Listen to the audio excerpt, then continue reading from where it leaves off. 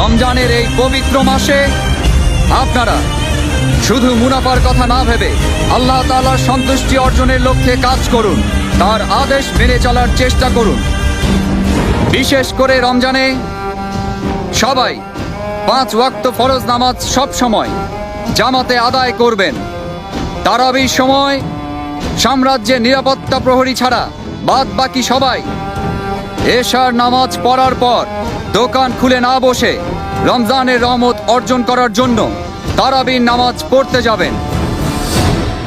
যারা নামাজ না পড়ে দোকানে এসে ব্যবসা করবে তাদের কঠোর শাস্তি দেয়া হবে। প্রত্যেক মুসলমান ব্যক্তির নামাজ ও রোজা পালন করা সবচেয়ে বড় দায়িত্ব। এই পবিত্র মাসে 5 ওয়াক্ত নামাজ জামাতে পড়ার জন্য আপনারা সবাই মসজিদে যাবেন। বায়াজিদ মসজিদের ময়দানে ইবাদত করতে আসা মহিলাদের আশেপাশে ঘোরাঘুরি করলে বা কোনো ক্ষতি করলে অথবা কোনো বেয়াদবি করলে কঠিন শাস্তি পেতে হবে। মহিলারা নামাজ পড়ার জন্য এবং ওয়াজ শুনতে যথাসময়ে উপস্থিত হবেন।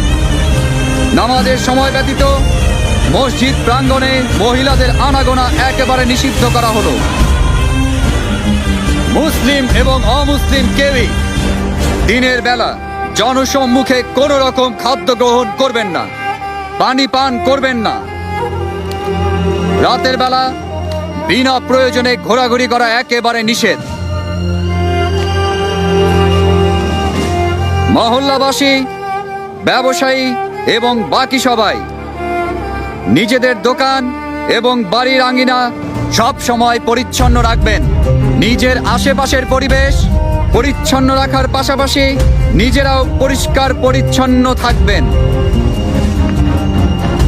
কাউকে বিরক্ত করা অথবা একে অন্যের ক্ষতি করা থেকে সবাই বিরত থাকবেন।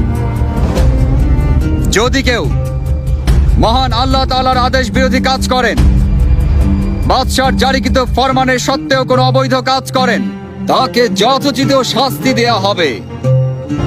ধর্ম, শিষ্টাচার, নিষ্ঠা ছেড়ে যারা অভদ্র বা অন্যায় আচরণ করবেন এবং যারা মহান আল্লাহর হুকুম ছেড়ে হালাল ও হারামে কোন রকম ভেদাভেদ না করে জনসম্মুখে খাদ্য গ্রহণ করবেন, তাদেরকে গ্রেফতার করে আইন অনুযায়ী শাস্তি প্রদান করা হবে।